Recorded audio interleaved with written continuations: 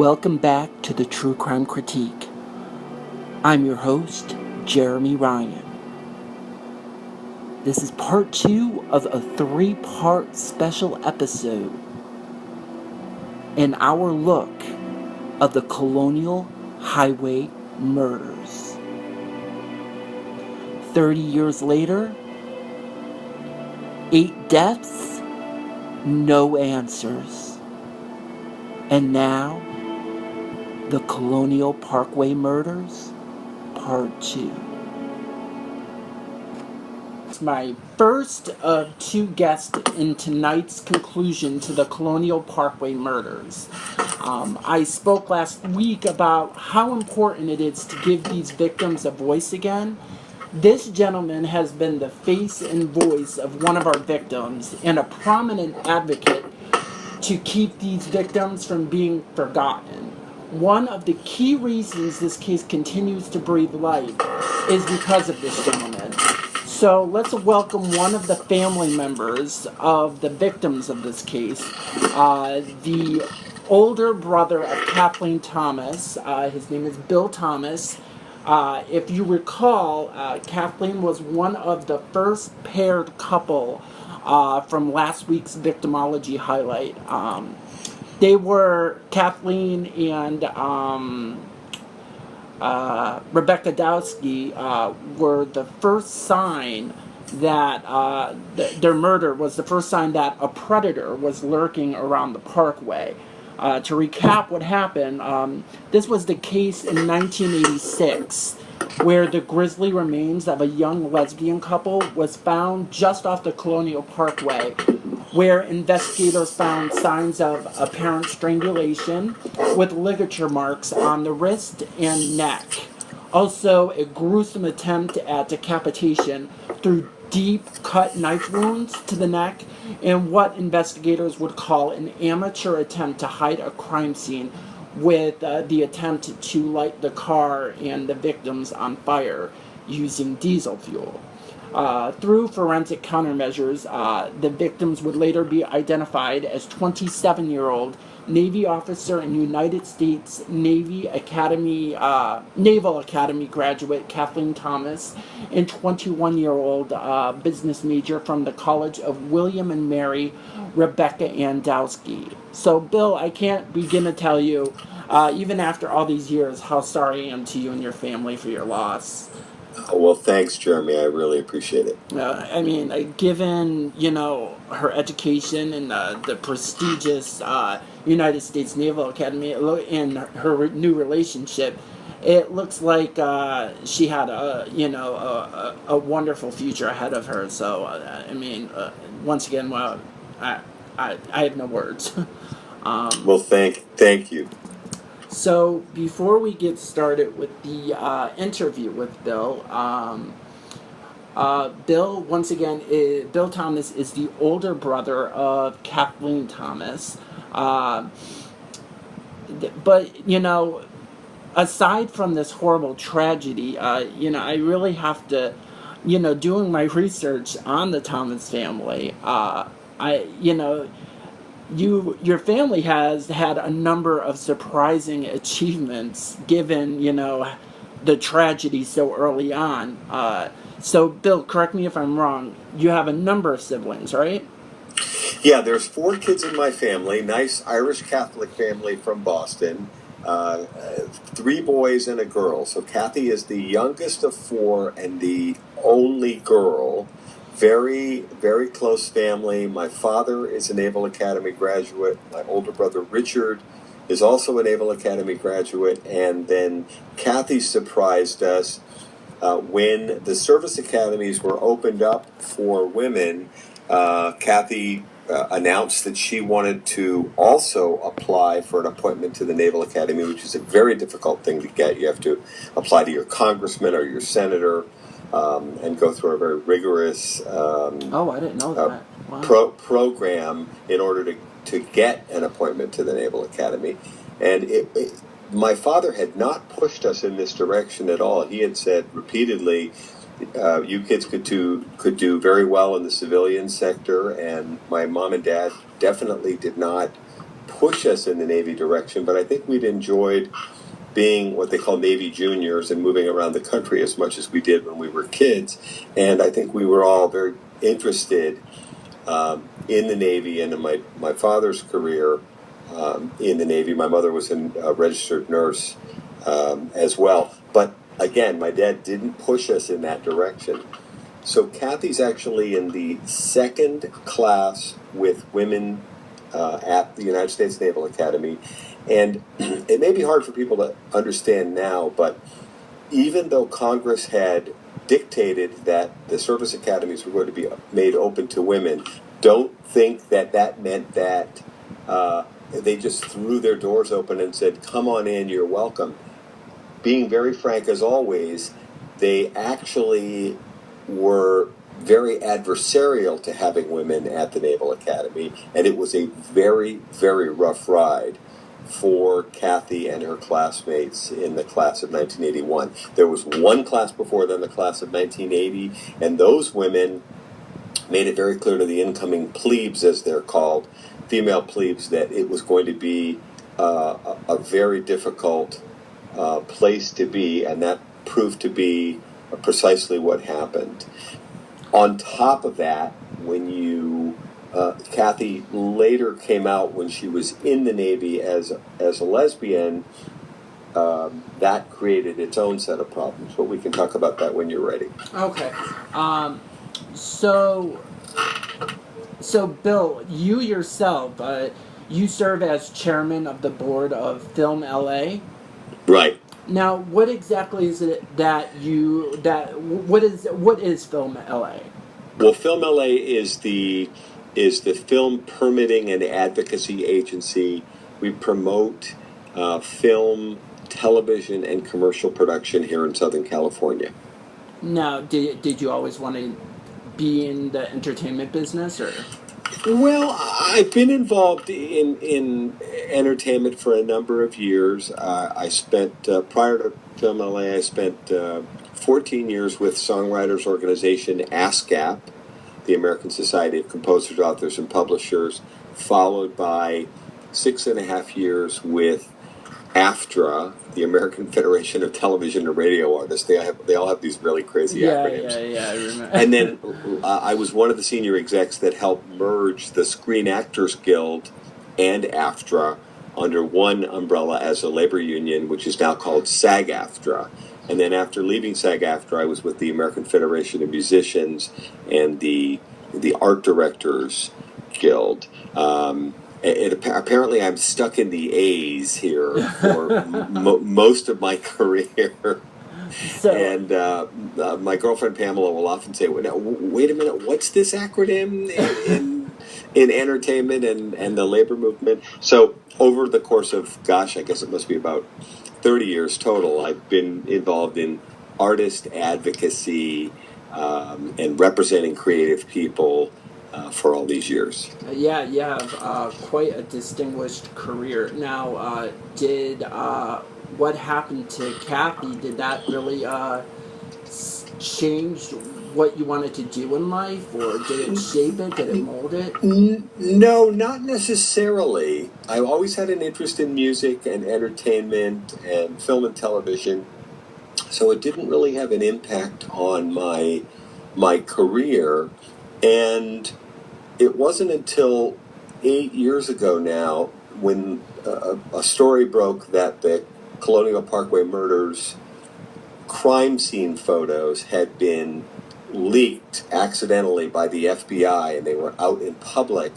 It wasn't until 8 years ago in fall 2009 that I got much more involved in the Colonial Parkway case, and that loss of control of these very, very graphic crime scene photos. And Jeremy, I know you've looked at photos like this. They can be very disturbing, extremely disturbing. Yeah, and they're things that I would prefer to never see. That's really not how you want to remember your sister either, you know. Well, exactly. I've actually done my best and been successful so far, although I have I know what's in the crime scene photos and have certainly seen my share of them. I have tried very hard with the help of others to avoid looking at pictures of Kathy and Becky, in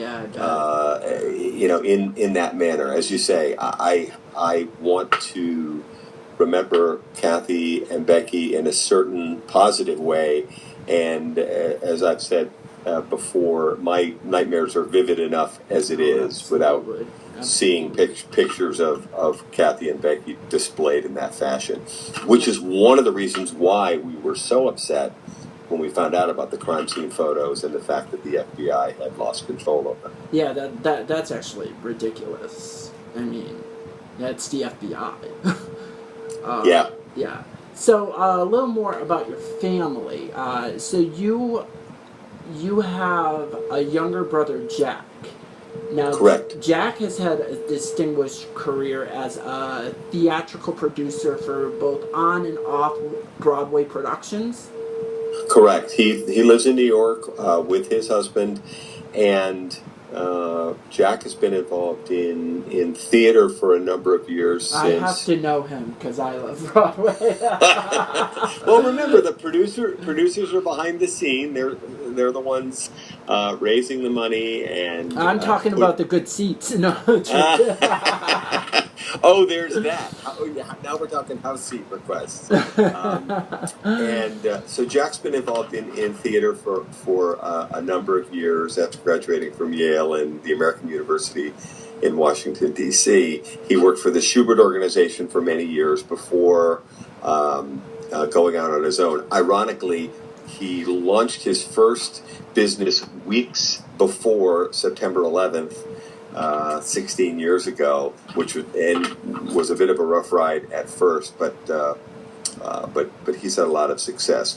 One of the interesting dynamics within the Thomas family, we've got the 4 kids, is that the 2 older brothers, Richard, my older brother, and myself, Bill, are straight, and then the 2 younger kids, Jack is next, and then Kathy's the youngest and the only girl.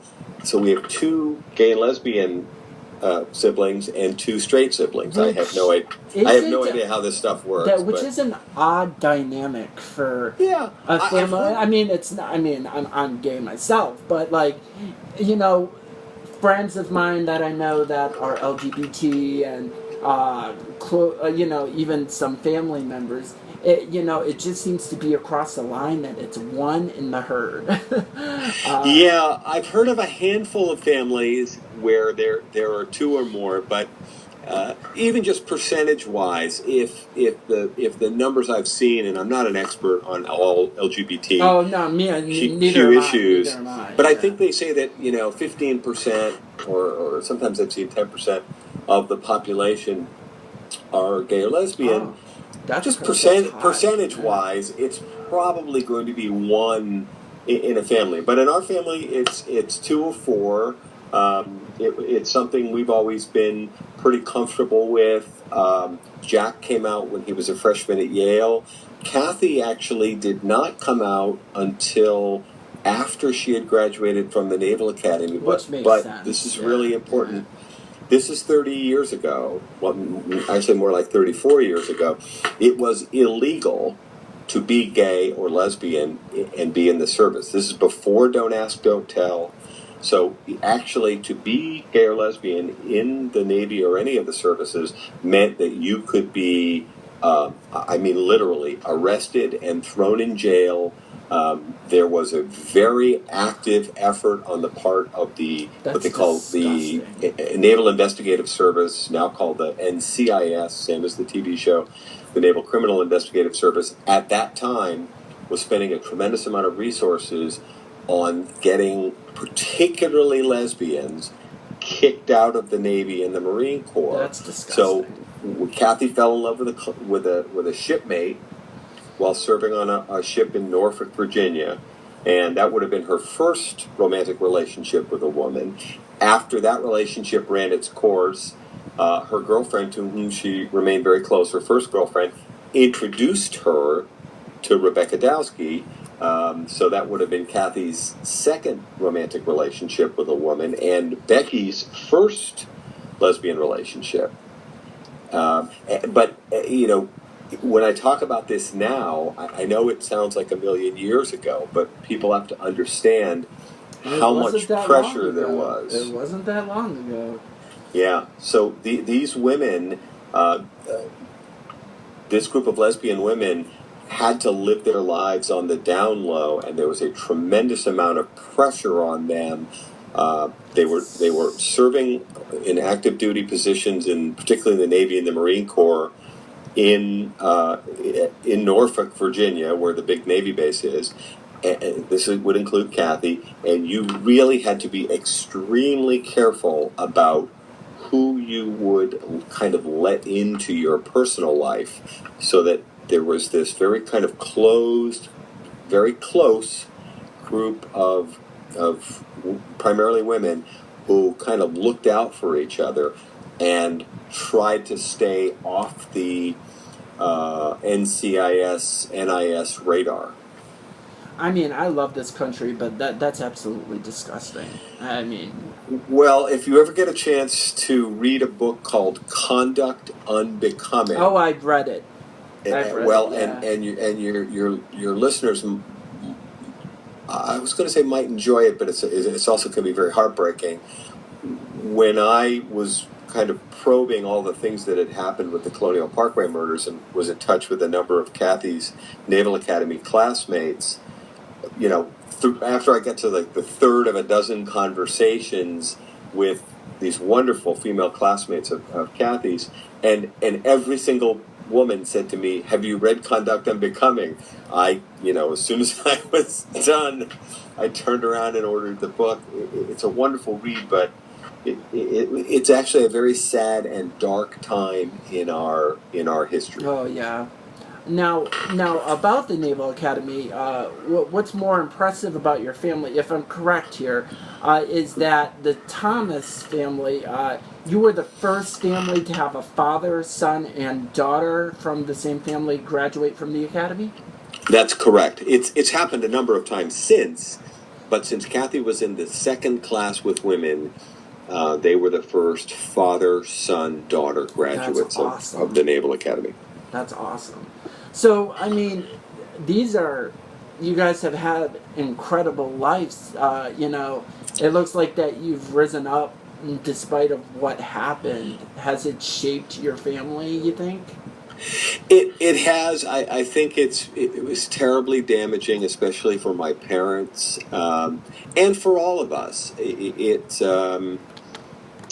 definitely has a tremendous impact on my mom, who was again, very, very Irish, kind of ultimately, sort of a dark, downbeat worldview. And my dad's more of the sunny personality of the two. My mom is... I'm from an Irish Catholic family, so... Yeah. There's you've got to mix in the poetry and the depression and the alcoholism and all the rain in Ireland. So, you get a sense of where that's all coming from. And, of course, it's reflected in the literature and film and TV and so on. Yeah. But my mom always had this kind of downbeat, you've got to be careful about the world, it's a dark place. She was always the one that was worried about us, we grew up in Massachusetts, so lots of rain and snow. She'd always be worried about us driving in the snow or being out late or, be careful, be careful, be careful.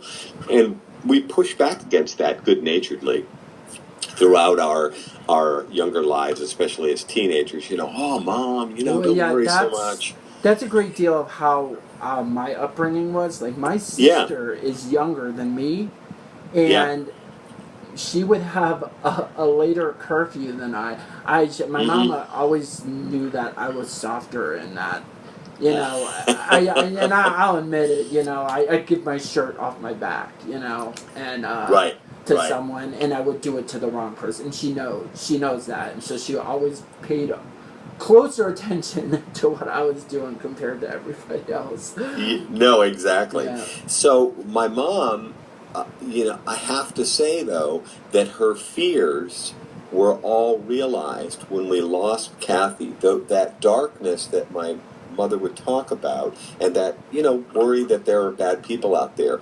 It was like the I had to ultimately admit that my mom was right. Yeah. That there aren't very many of them, but there are terrible, wounded people that will lash out, and this is where we end up with murders and sexual assaults and other terrible things happening.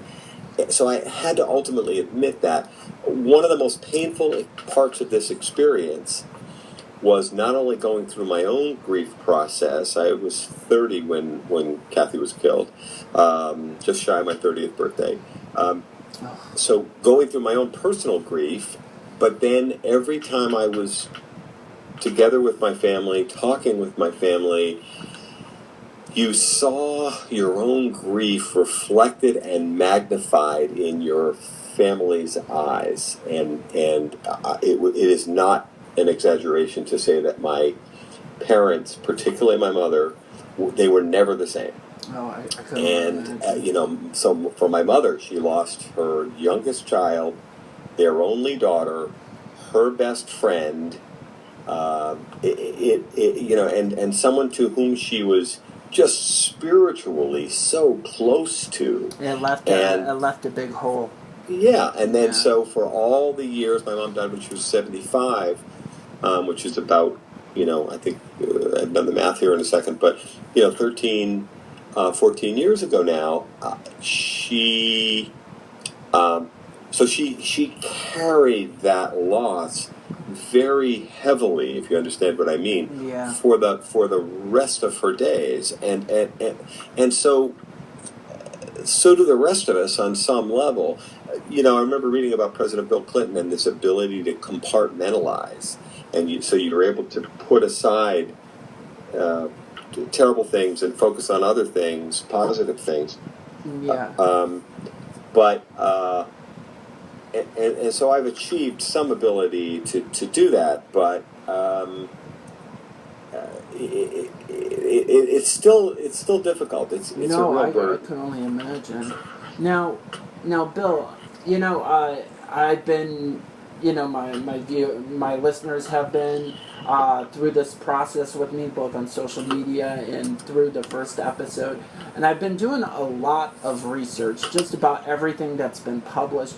I don't even know if I have the right to ask this question, but I feel that some of the cases are highlighted more than others.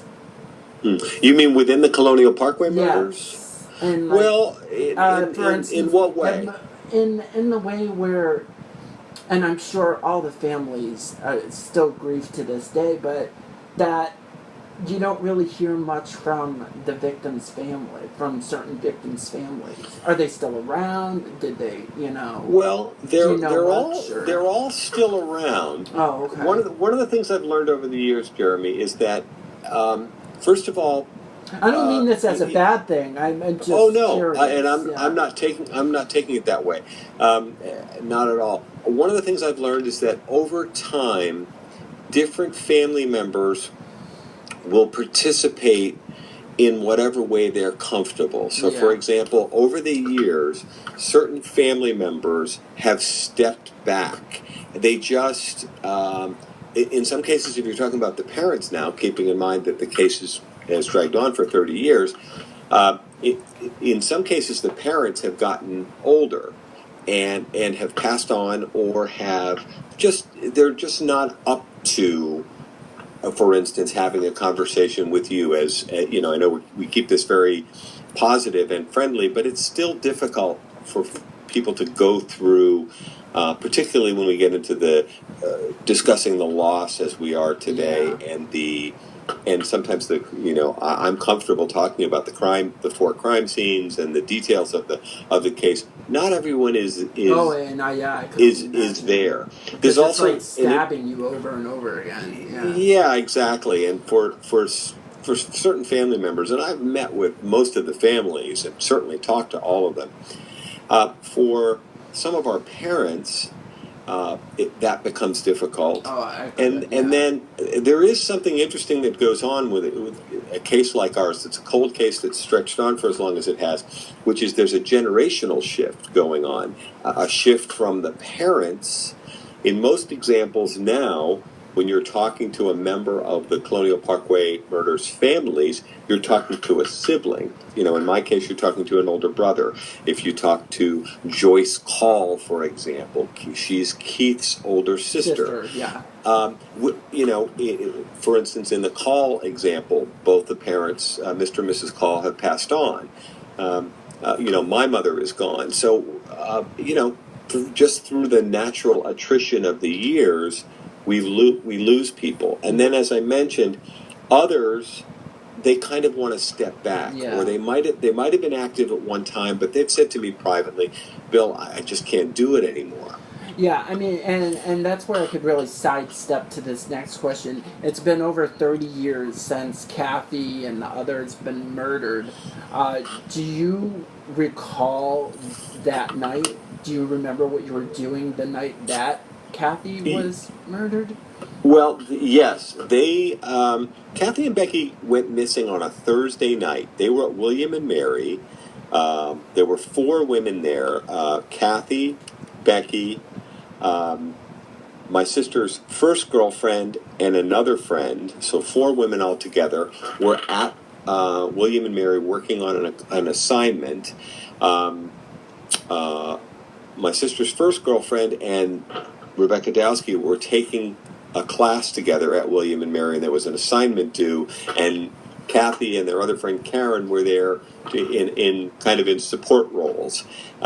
So we believe that they go missing on a Thursday night. Now, the car is pushed off the Colonial Parkway, and the car's not discovered until Sunday. So 2.5 or maybe close to 3 days have gone by from late Thursday evening to Sunday afternoon when the car is discovered. So from my point of view, this whole thing begins with a phone call from my parents. I was living in Philadelphia. I was working for RCA Video at the time. The phone rang.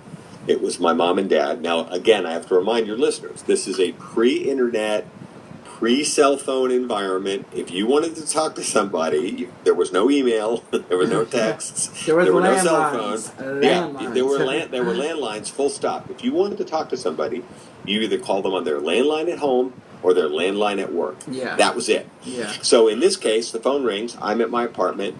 It's my mom and dad. We were a very close family, as we've touched on, but one of the things that was very surprising right from the get-go was both my mom and dad were on the phone, which is a little unusual. I could tell something was seriously going on because my father said something really odd. He said, "Are you sitting down?" And I remember thinking, well, that could never be anything good. Yeah, what the heck would I need to be sitting down for? So, it's Sunday afternoon, mom and dad calling. That's not unusual, but just something about their tone and that first comment really kind of made me realize something serious was going on. And then my dad did most of the talking. My mom was kind of quiet anyway, and he told us that they'd received a call from the FBI that Kathy had been murdered along with her fairly new girlfriend, Rebecca Dowski, whom we hadn't met yet, but we're looking forward to, and that their bodies had been discovered on federal property along the Colonial Parkway. It was an FBI case, which we took to be a good sign because the crime scene was a federal property that's a national park there, 23-mile long, beautiful stretch of land along 2 rivers. And I remember my dad talking about their bodies were found in the car and that it was overlooking, there's a naval station there where they load weapons aboard ships way out into the York River, and that this York River overlook was where the car had been found, that they thought they'd been killed Thursday night or early Friday morning, and that the car and the bodies had not been discovered until that day. And it was, my dad, to the best of his ability, reflected what we knew so far. I thought about it later, and I'm working on a book now about the Colonial Parkway murders. But one of the things I say in the book is that it occurred to me much later how difficult that had to be, because my mother and father had to make the exact same phone call 3 times in a row. Oh, jeez. They had to call my older brother Richard, who was stationed out in Hawaii with his wife, and talk to him, then call me in Philadelphia, and then they actually were not able to reach my brother Jack because he was out on Sunday afternoon. They didn't reach him until Monday morning at his job at the Schubert organization. So they had to make the same painful phone call 3 times in a row and deliver the same terrible information, and answer our questions. And, Yeah.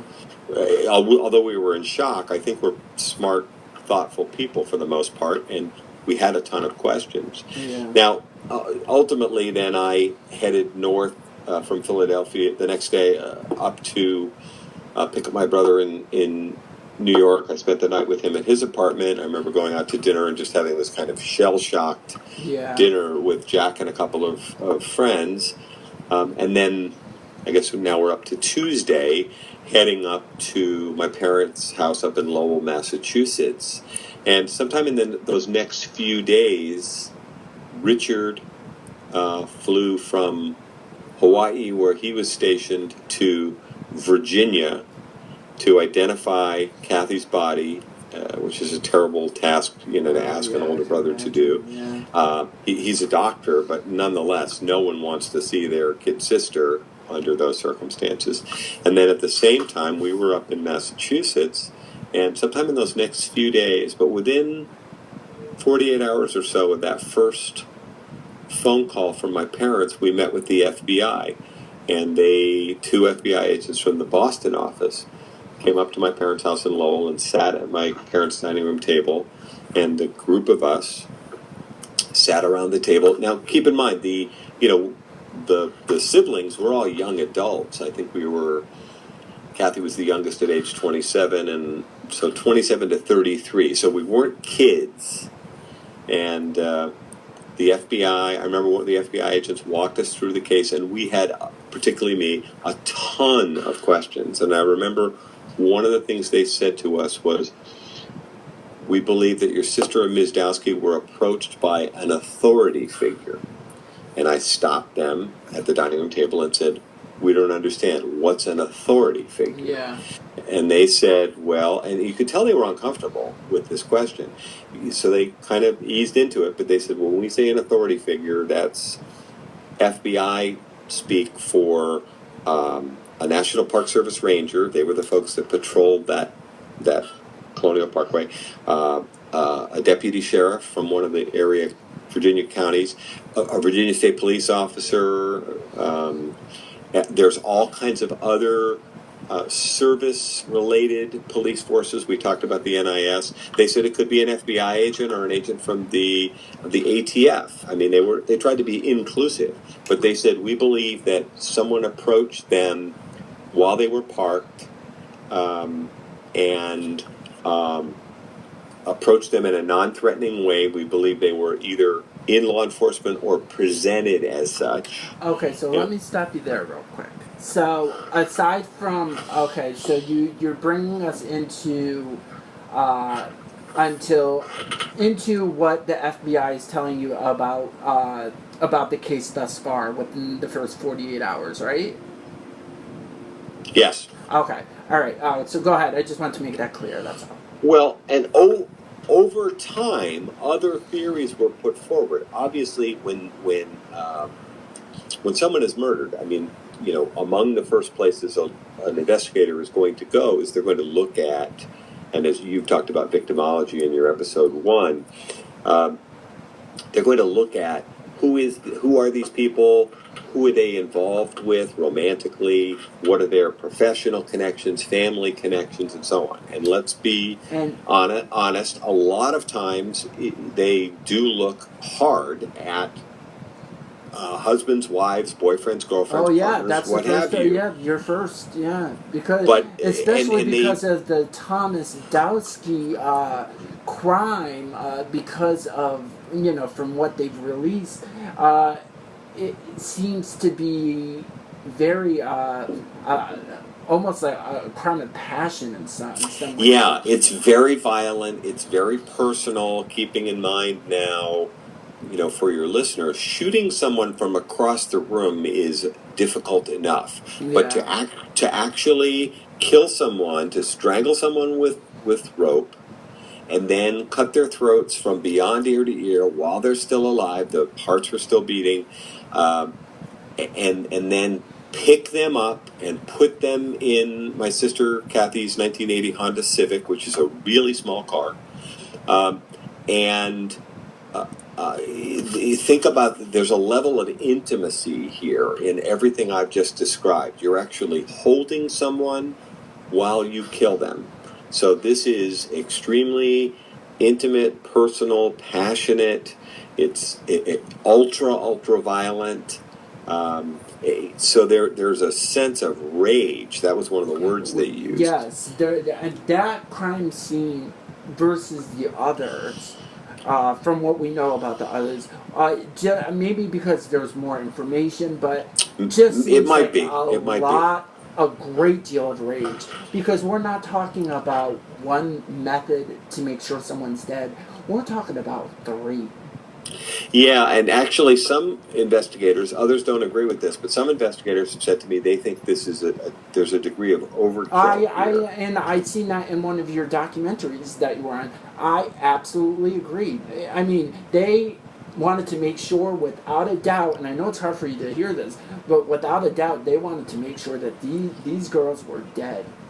Right. Which, and I know you and I have touched on this a little bit. Certainly it's possible. And again, don't let your listeners misunderstand. Right now I'm just talking about this murder. And keep in mind, we're a year out before any other Colonial Parkway murders are committed. But it's certainly possible that this is a hate crime, that this is directed against Kathy and Becky as a lesbian couple. And among the people they looked at my sister's first girlfriend, and other female friends. They actually got kind of stuck, in my opinion, on a lesbian love triangle. I'm not kidding. A lesbian love triangle theory. They took a really hard look at Rebecca Dowski's previous boyfriend. He was supposedly extremely upset that he'd been thrown over. He was very interested in Becky. She wasn't as interested in him. He was outraged to have been thrown over, apparently. He was even more upset when Did he have a violent criminal past? Or? No, he didn't have a violent criminal past, but he supposedly was even more outraged with the news that he'd been thrown over for a woman.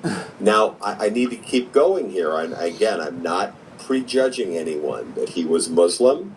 He was from the United Arab Emirates, which, by the way, in the UAE, in that country, the crime of being gay or lesbian was punishable by death. Yeah, that's a whole different ball game you're playing. He was an international student from the Middle East at William and Mary at a time when that was fairly rare. Interestingly, William and Mary were courting highly affluent students from the Middle East. He came from a very wealthy family with diplomatic connections, and none of this makes him a murderer. But they took a really hard look at this guy, and I understand it. Over the years, I've done a lot of research on a lot of the 150 different persons of interest that have been named in this case, and I know a tremendous amount about this guy. But he, was a brilliant computer scientist. He went on to graduate school. He's had a very successful, high-level career as a computer scientist.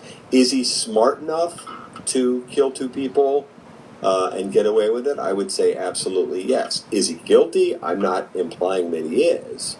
But okay. But you take a look at people like that were close to the victims. Absolutely. You heard me talk about recap the crime itself, the crime scene. Is there anything that I didn't mention to my listeners about the crime scene that jumped out to you when you heard about it through the FBI? Because I'm sure not everything was released. Well, it's probably important to note. I know we talk about Kathy and the Navy quite a bit.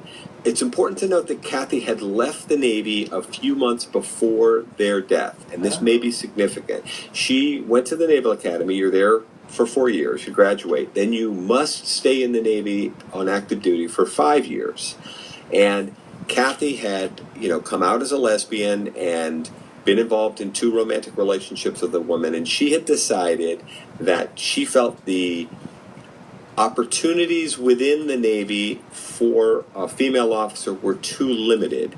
And, of course, it was difficult for her to live her life in any kind of open fashion as a gay woman and continue to serve in a Navy in a Navy capacity. So she had decided to get out of the Navy at the 5-year mark. So she left the Navy in late May, early June 1986, and was working as a stockbroker in Virginia Beach at the time of her death.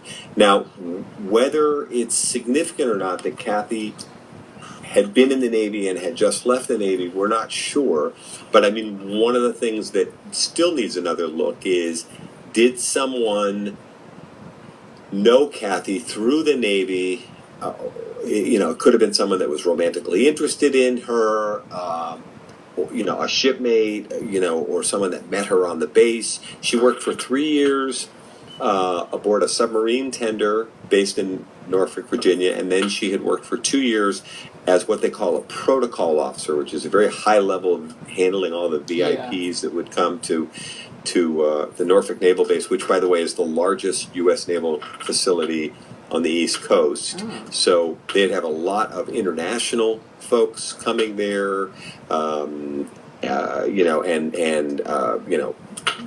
senators and congressmen and women, and all the admirals, and so it's a lot of VIP handling. It's possible that in her work, either on the ship or as the protocol officer, she might have encountered someone who either took a romantic or other interest in her, or found out that she was lesbian and strongly disapproved of this for some reason, and may have lashed out. So that's certainly a possibility. Yeah, I've heard a great deal of theories. I have not heard that one at all. Yeah, and certainly, you at the same time, you'd want to take a look at the couple of months that Kathy had worked as a stockbroker. Again, is there someone that she'd worked with, a customer, at the brokerage, etc. If we're going that route, then it's likely, if that was the case, it's likely she had been stalked for a great deal of time. It's certainly possible. And then at the same time, when you look at Rebecca Dowski, same kind of thing. She had been at William and Mary for a relatively short time. She had transferred from Dickinson College in Pennsylvania. She wanted to go into a business program, and William and Mary had a stronger program for what she was looking for. So she was fairly new in Williamsburg. But again, you would be looking at was there someone that she had met, a classmate, someone from her dorm, this boyfriend or others that she had dated. These all make sense. And again, this is before the other Colonial Parkway murders have happened. Exactly. So, we had that, and it was it was just looked at first as, a random double murder. And then 1987 happened, where another double murder. And then 1988 happened, and another double murder. Obviously, by that time, it was obviously the term serial killer was thrown out there. And then by 1989, we have another couple. So, looking at all these cases, and then, I'm sure through this whole time they were investigating. What I want to know is what you think about the curveball that was thrown into, Kathy and Becky's case that put the investigators and the various investigatory agencies on opposite theoretical sides. The idea that Kathy and Becky's murder was not part of the other 6 murders, but that the fact that it was possibly a vicious attack against the LGBT, the gay and lesbian community, the fact that it may have been a hate crime. Investigators are backing this theory due to the grisly remains of another young lesbian couple, and they couldn't have come to this decision until 1996, because that's when another lesbian couple was found in Shenandoah National Park. They were identified as Julie Williams and Lolly Winans. I apologize for enunciations. What do you think about that? It's certainly a strong possibility. So I guess it's June 1996. Julie Williams and Lolly Winans are murdered. Why 10 years later? That's the only thing that throws me off. Well, I'm not sure. I mean, there's a couple things that are worth going through. First of all, for your listeners that don't live in Virginia, the Shenandoah National Park is 3, maybe even 4 hours away. So it's in Virginia, but it's not exactly next door. But there are some very strong parallels, and the FBI did say that they were looking at, and I'll quote them directly, they said in 1996 they were looking at substantially similar crimes. That is, at this point, all the Colonial Parkway murders have happened, but no one's proven, and the forensics have not linked the Colonial Parkway murders. So you can't say definitively that they're related, and you still can't say that to this day. But in 1996, Julie Williams and Lolly Winans are murdered, but there are substantial similarities. It's an athletic lesbian couple killed using a knife. They're outdoors. They're in a national park. Their wrists are bound, their throats are cut. So there are significant similarities. I mean, a few things that are dissimilar. They're camping rather than in a car. They're on this through hike along the Appalachian Trail, which runs through that section of Virginia, and there's a dog with them, Taj. Their dog is traveling with them, and the dog is unharmed and found later. But they do look at what they feel are very significant similarities, substantial similarities is the expression they used, between Kathy and Becky's murder and the murder of Julie Williams and Lolly Winans. Also, like several of the Colonial Parkway murders, it happens in a national park on a 3-day weekend.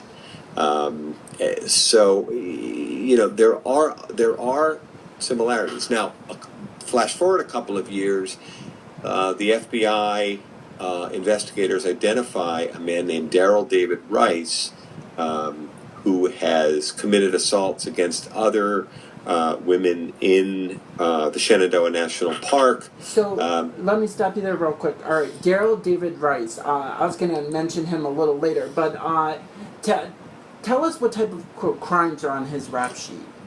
Well, I'm not an expert on Daryl David Rice, but he was charged with assaulting another woman in the in the Shenandoah National Park, attacking her, and it appeared that it might have been an attempted sexual assault. He seems to have a problem with rage, a problem with women, and he attacks I'm saying this from memory, I think it's a female bicyclist, knocks her off her bicycle, and she does manage to escape, and she identifies him.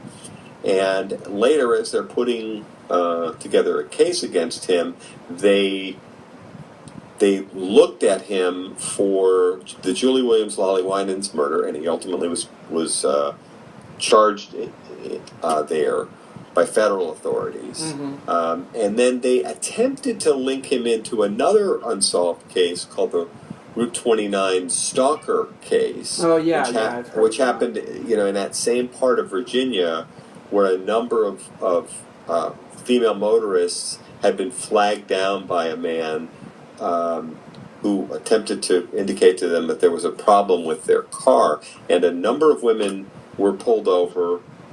He did attempt to assault at least one of them, who managed to escape, but ultimately he killed the Route 29 stalker, killed at least Is one that the individual. flat tire killer?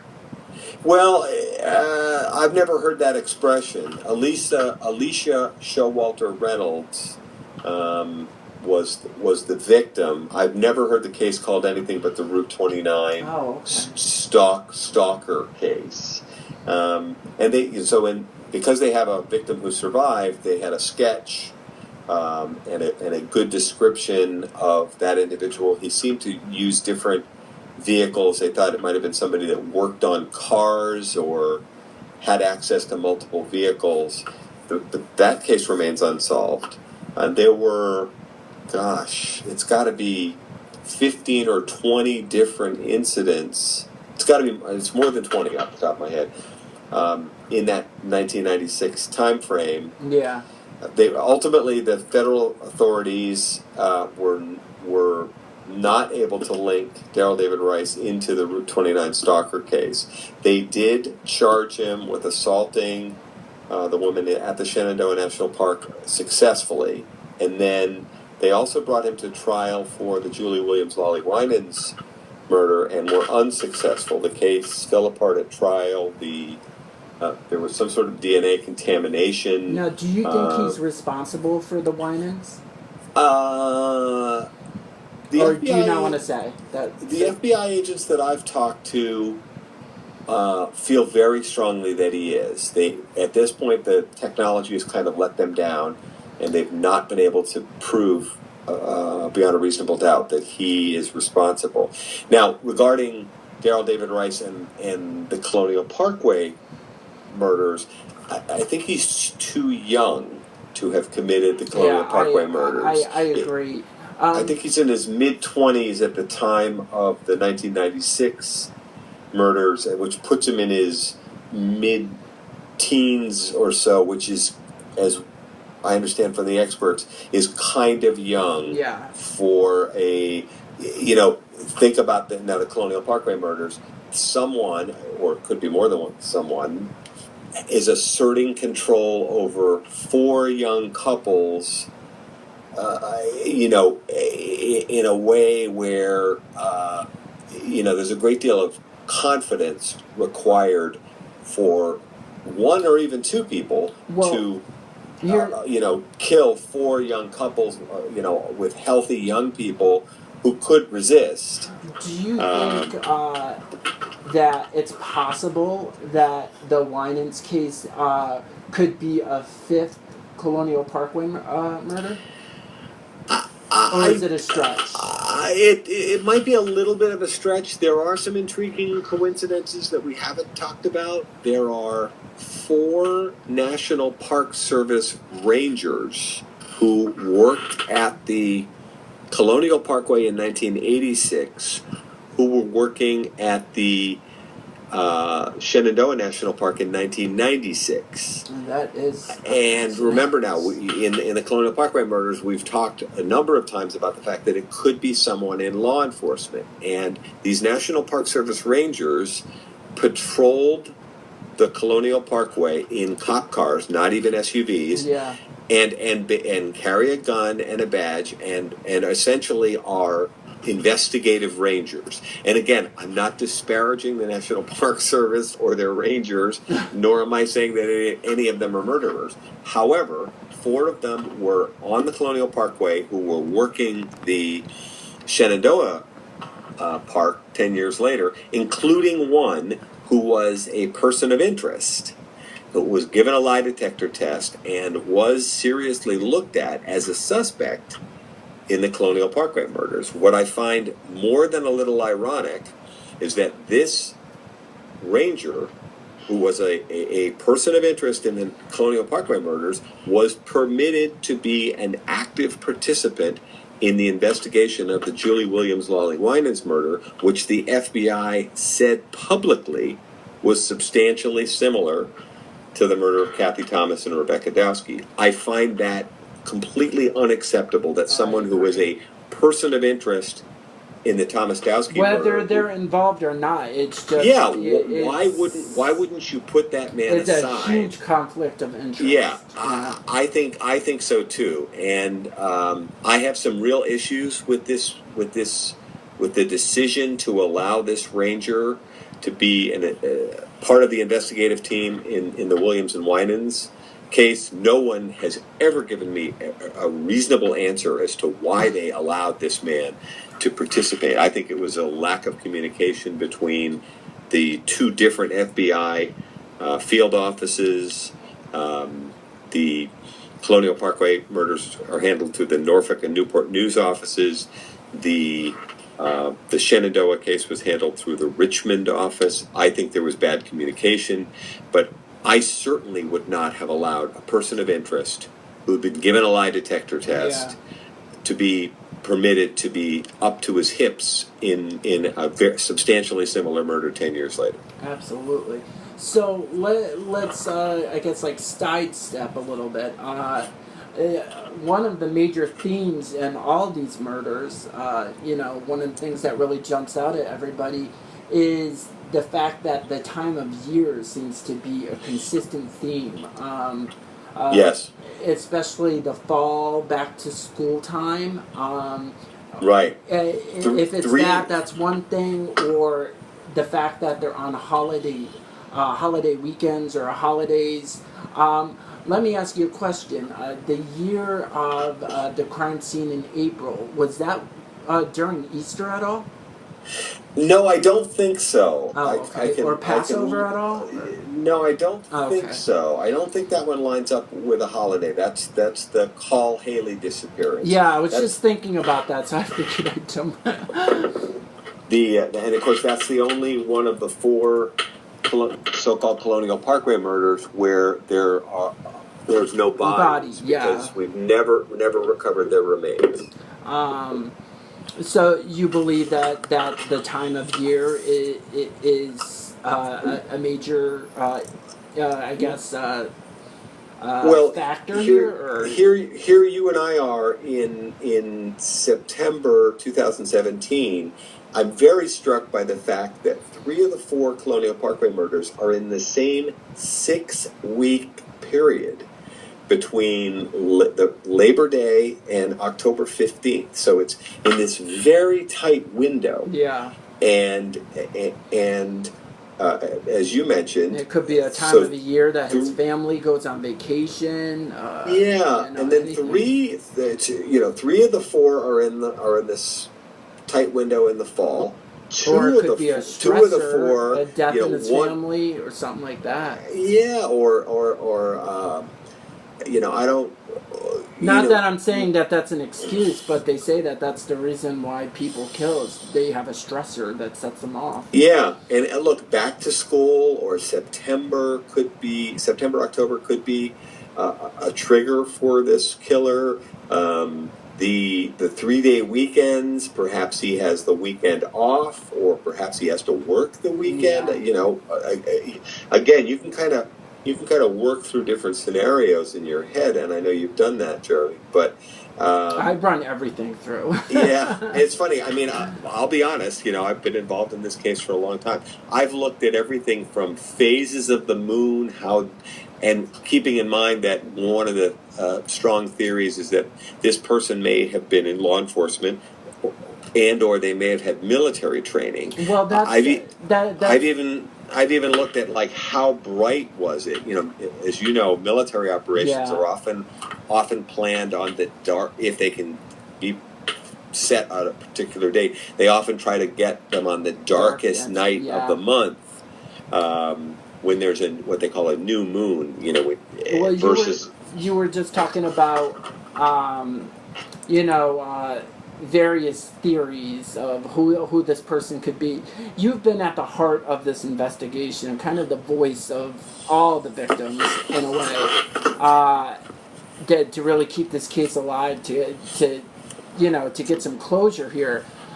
If you, knowing what you know, being at the forefront of this for as many years as you have, if you had to paint us a picture of who is responsible, who is he or who are they? And Well, do you think this impersonating a police officer or ranger? Do you think that there's enough evidence to suggest that?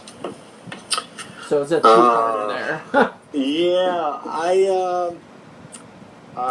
If you can't answer, it's fine. It's a difficult question. I think this individual, sadly, is someone in law enforcement or in a related field.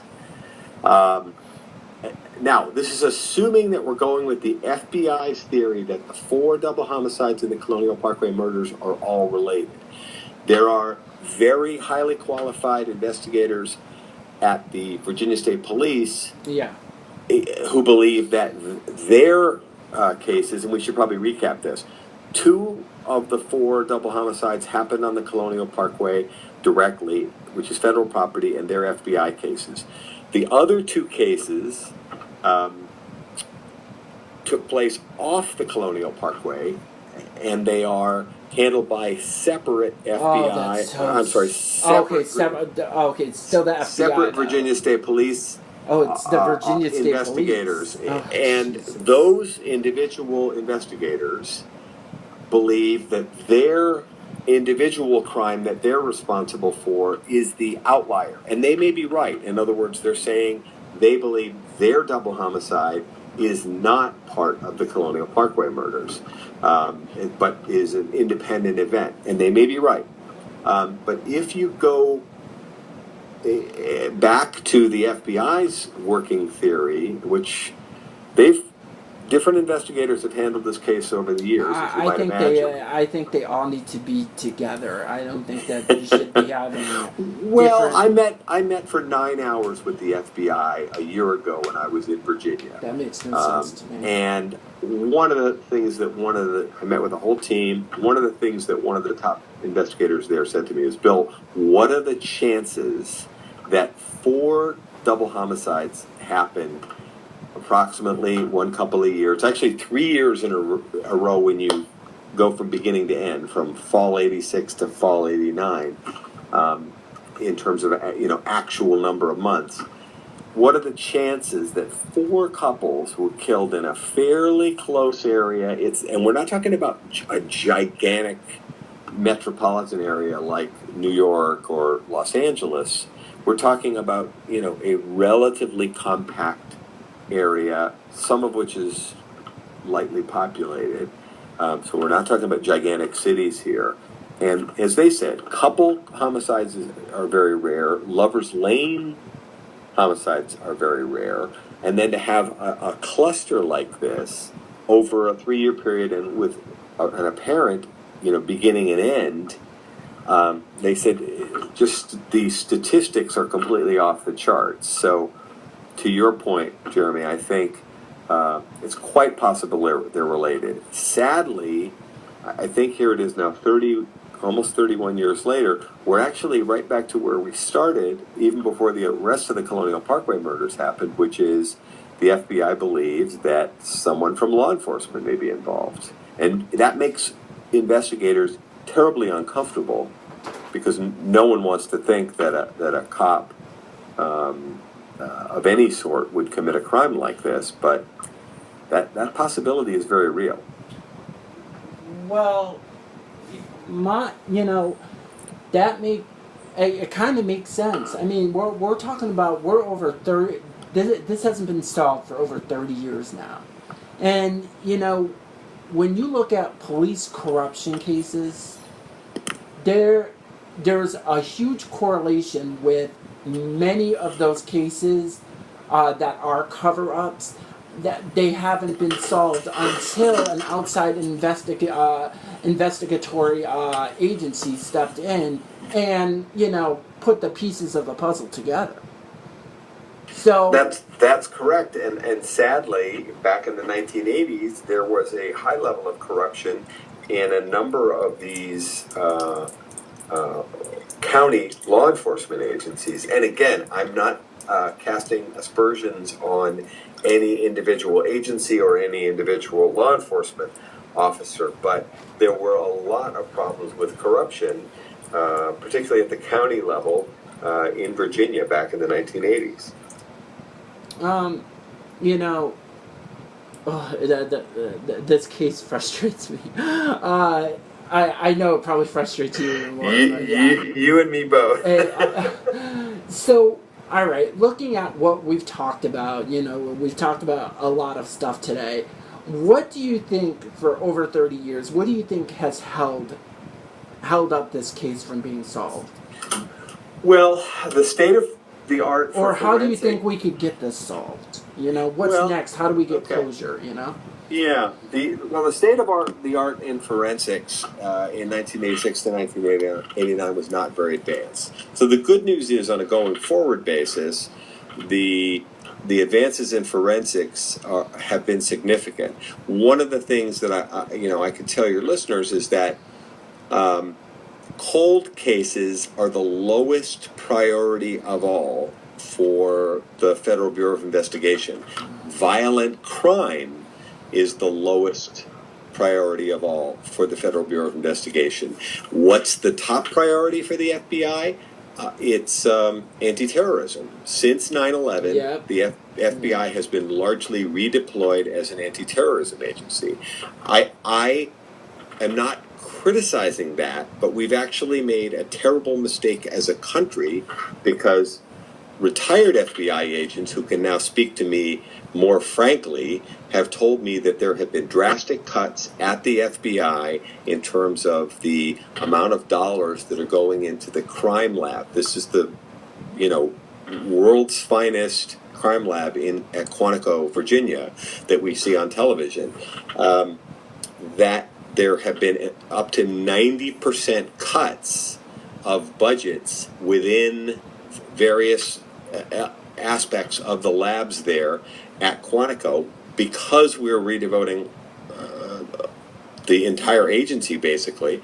Well, yeah, and much of the resources to anti-terrorism. And by the way, I lived in New York on 9/11. I lost friends on 9/11. I haven't lost my perspective that somehow the Colonial Parkway murders is more important than preventing our country from being attacked by terrorists. That's not what you're saying, though, because if you look at one of the biggest serial cases, the biggest serial case in the country right now that the FBI finally said is a problem, is the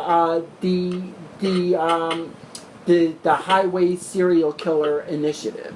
There is thousands of women who have just disappeared off the face of this planet. Yes. And that, that could have been, it could have been prevented. Because at one time, the FBI, they devoted their profilers to these types of crimes. And they no longer do. Right. And so this is where, if you become a student of these things, as I know you and I have, the closure rate for murders in the United States has plummeted since 50 years ago, which obviously is way before 9/11. But it's funny. I know we all enjoy police and FBI procedurals on TV, and I love those stories as much as anybody. But I'm here to tell you that that's not the reality, because we as a country are not spending enough money on law enforcement, and we're not spending enough money on forensics.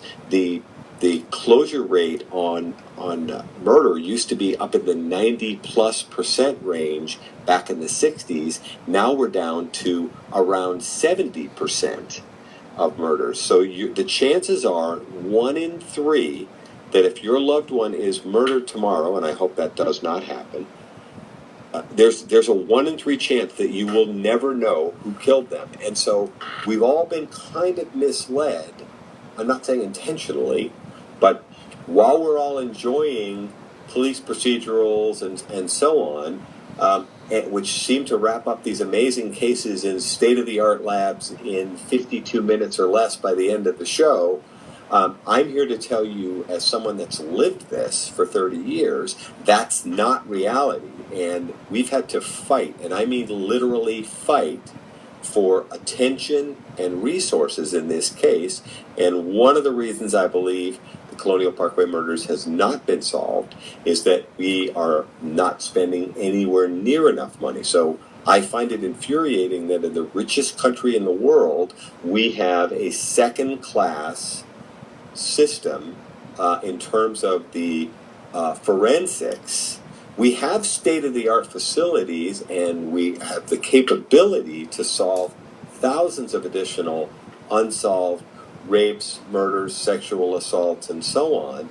But unless we put money and resources into agencies like the FBI and into places like the Quantico Lab, which, by the way, isn't just supporting the FBI, but supports thousands of smaller law enforcement agencies around the country that don't have their own labs, our murder closure rate is going to continue to drop, and no one's talking about this. With very few exceptions. There's a project called the Murder Accountability Project that are trying to point out to Americans that our closure rate is going south.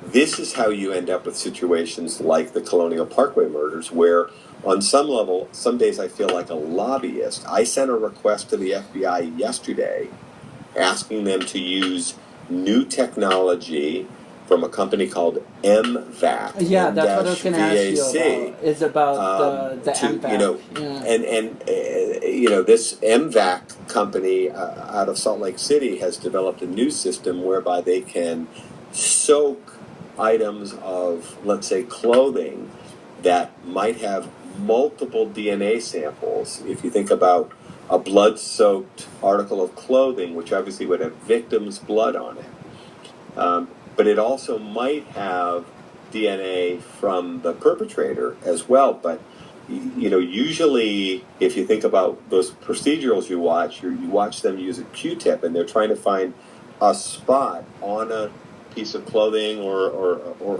an item. I'm gesturing to my coffee cup here on my desk, that where the bad guy might have touched, that where they can get a clean little DNA sample. These folks now have developed technology which soaks the item, extracts the fluids, and then separates them so that you'll get a DNA profile, for example, that would say be Kathy Thomas or Rebecca Dowski or one of the other victims, as well as person X. So this kind of advancement, but for example, that system, I spoke to the CEO yesterday, and it's ironic that the brother of the murder victim is researching this stuff. It sounds incredible, and it sounds like something this country needs, but I'll tell you right now, the FBI is not going to touch it because it's not admissible in court. Well, it has been admitted in a number of courts around the country. Okay. That I didn't know. But the FBI, with all due respect, and I say this with a smile on my face, and 30 years experience of dealing with them, they tend to be very rigid, very bureaucratic, very conservative. You'll be the last person to pick it up. Yeah. I don't mean politically conservative. I mean just conservative in terms of approving technology, which I understand. They feel that if they're going to put their stamp of approval on it, it's got to be the best of the best. I get it, but other law enforcement agencies around the country, for example, are using this kind of technology and solving cases and going to court, and it is admissible. And they have put, I didn't know. I did not know. They have put bad guys in jail, and I just wrote to our case agent yesterday asking her to run this up the flagpole. And good news is she wrote me back today, and she thanked me. She said, "Can you send me more info? Can you send me their contact information?" Great. And I had been in touch with the CEO yesterday after learning about this technology. It sounds like you might be making some leeway. The day before. I am. The idea that somehow Bill Thomas, brother of murder victim, is required. You're being the case agent and all this. It's absolutely ridiculous. Don't misunderstand me. Brilliant investigators, whom I hold in very high regard, have worked this case. I am not an FBI agent. I'm not an investigator. No, I don't a brother pretend to be, and I don't aspire to be. the lead investigator in Well, an important case like this. You're a brother who wants to get some justice for your sister. Exactly. Yeah. And as I said to the Bureau, and I'll say it to your listeners, I'm not going away. I'm not giving up. And if it requires me to research new methods to solve the Colonial Parkway murders and offer my requests and suggestions from my family, I'll do so. A year and a half ago, I wrote to the FBI and I said there's a large amount of hair and fiber evidence in my sister's case. I understand it's a very large cardboard box with scores, maybe even hundreds of hair and fiber samples from inside my sister's Honda. The technology exists now in 2017 to extract mitochondrial DNA that's the whole from thing. a hair This sample. is the problem, is that you shouldn't have to request them to test this shit. But it's been on their books for 30 years now. Anybody that thinks this stuff would happen without family agitation, and by the way, I don't just mean my family, I mean all 8 Colonial Parkway families. One of the things I think we've had some success with in the last 8 years is working together and agitating for more resources. Agitate the hell out of them. Well, it's not my goal to piss anybody off. As I like to say, my goal is to motivate the FBI without infuriating the FBI. So, I have one final question for you, and then we'll wrap this up. So you mentioned earlier in our interview, that you're working on a manuscript. Can you tell us what the focus is? What can you tell us? Well, I've written a book. A book is never finished, I guess, until it's printed. I've written a book, just starting to send out what they call query letters to major agents who represent authors. And the book is, at least in its draft form, is kind of it's a memoir, but it also obviously has a strong focus on the Colonial Parkway murders. And it right now the title is Colonial Parkway Murders.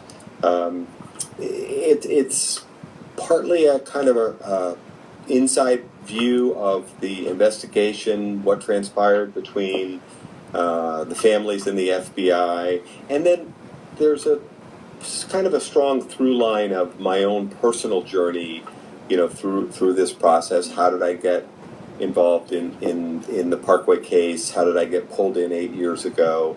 What that's been like? What have been some of the frustrations? I do try to keep a big picture focus. In other words, some of the things I talk about are what I would recommend to other families that, heaven forbid, would go through a process like this. So it's not a true crime novel. This is your journey of coping with what happened and trying to get answers. Yes, and so for example, I know you're going to be having Blaine, Pardoe. And that's what I was just going to mention. Didn't you help them with their novel? I did help them with their book, which is a very well done. It's incredible. It's one of the best true crime reads I've ever read, because the research is brilliant. Right. So what Blaine and Victoria, who are a father-daughter team and really great people and good writers and super nice people. I talked to Blaine for an hour this morning. They will be on the show later this episode, FYI. They wrote a very good overview of the case. What I try to do, I can't be them. I try to write more from a personal perspective, and if things go well, my book would hopefully be out next year. Mine's more of a personal, family-focused I think that your goal with your manuscript is going to help victims and families of alike tragedies, or even if it's not tragedies, coping with after a major loss.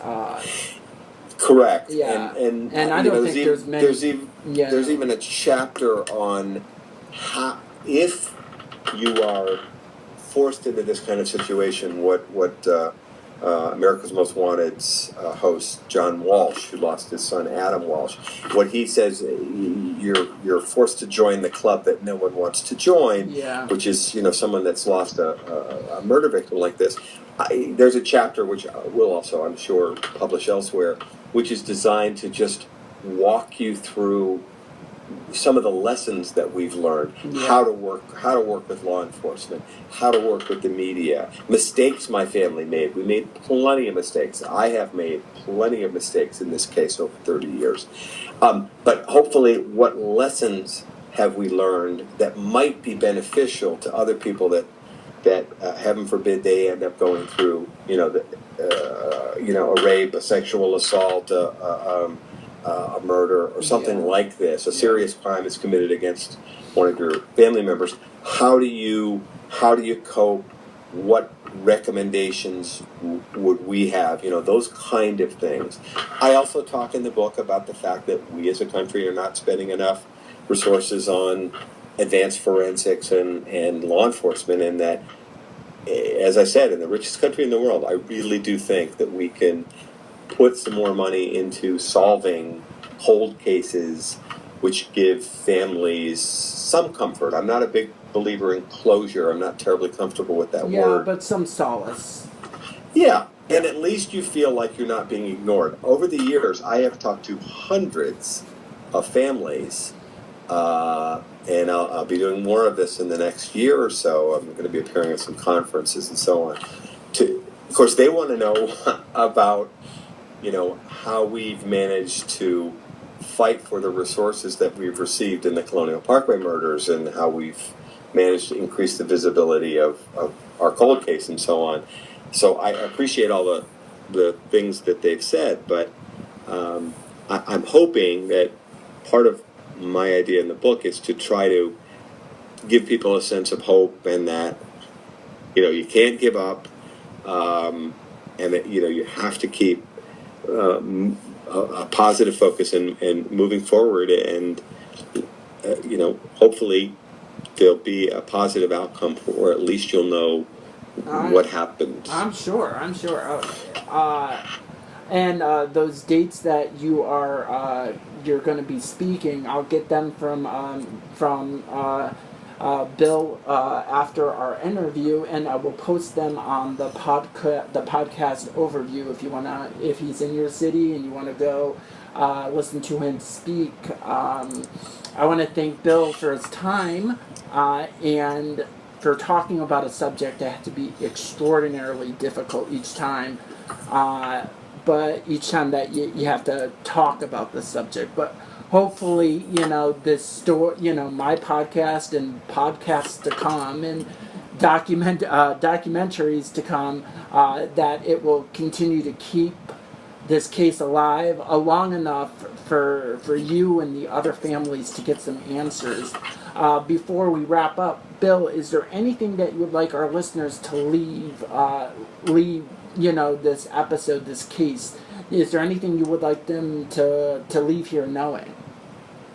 If people are interested in learning more about the case, if they Google Colonial Parkway Murders, there is a very good Wikipedia page, which we keep up to date, which has a tremendous number of links to news stories. That was a huge source for me, too. That was very informative. About the case. There's a Facebook page called there's actually 3 Facebook pages but the one that's the most active these days is called Colonial Parkway Murders. That's one that I help oversee, and then there's 2 others that we also link to. So Colonial Parkway Murders, and if anyone has tips or other information which we do pass along to law enforcement, they can reach us through the Facebook page or directly at Colonial Parkway Murders, all one word, at gmail.com. If they want to reach out to us via email. Anybody that follows the case will realize I've made myself very easy to find, very, very deliberately, just so that if folks have information for us they have a way to reach out to us, and then we get that information to the Virginia State Police or the FBI or whoever the appropriate agency is. And Blaine and Victoria's new book has resulted in 3 significant new tips in the Parkway case, which I'm sure they'll want to talk to you about. And to my listeners, he's very approachable. He actually found me before I found him. If you know anything or if you have any questions, he's also available on Twitter. He's very active on Twitter. And so you could just go to my Twitter page at True Crime Crit, and he's very active in many of the posts for the Colonial Parkway Murders. Once again, I want to thank Bill for coming on the show. And if you were in the vicinity of Virginia's Colonial Parkway between 1986 and even 1996, and you know of anything suspicious at all that just jumped at you or seemed odd or eerie or just makes the hair on your neck stick up for some reason, or you remember seeing anything back then, please email, contact Bill at colonialparkwaymurders@gmail.com. Is that right? Yes, it is. Yes. With anything, any information, if you want information or if you have anything to report at all, I think this is a case that can be solved if we remain proactive, if the FBI remains proactive, and if the family members keep bothering the hell out of the FBI. Thanks again, Bill, and thank your family. And once again, I'm terribly sorry for your loss, and thanks for coming on the show. Well, thank you. I really appreciate it.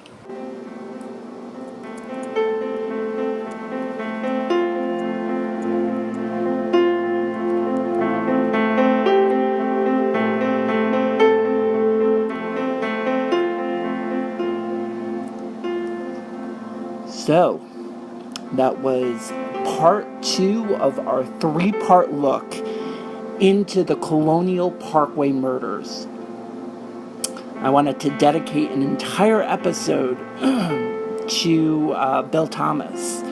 He has, he has been a living, breathing epitome, the mere example, the mere voice of the victims that no longer have a voice. And he's doing and has done everything in his might to ensure that this case stays alive and that these victims and these families have some type of resolution in these horrific tales. We sometimes fail to really understand the magnitude that these stories, that these crimes have on the victims and the victim's family. I think this interview really highlights that. And I think it's important. It's important to not only me, but I think it's important to the listeners to hear the entirety of this interview. To all the victims on Colonial Parkway, there's at least one angel fighting for you every night. I'm your host, Jeremy Ryan. And once again, this is part 2 of our 3-part look into the Colonial Parkway Murders. Join us next week for the conclusion. The Colonial Parkway Murders, Part 3. The investigation, theories, new revelations, and overall, the conclusion to these horrible, horrible cases. In addition to that, to wrap up everything and to really, I guess, surmise everything, we will have New York Times best-selling author Blaine Pardoe and Victoria Hester, who will be joining us for the conclusion of all this. We'll be discussing their book, A Special Kind of Evil, which is a remarkable and bone-chilling retelling of the Colonial Highway Murders. They really did some outstanding research and represent the case thoroughly and with a great deal of support and research to back their claims.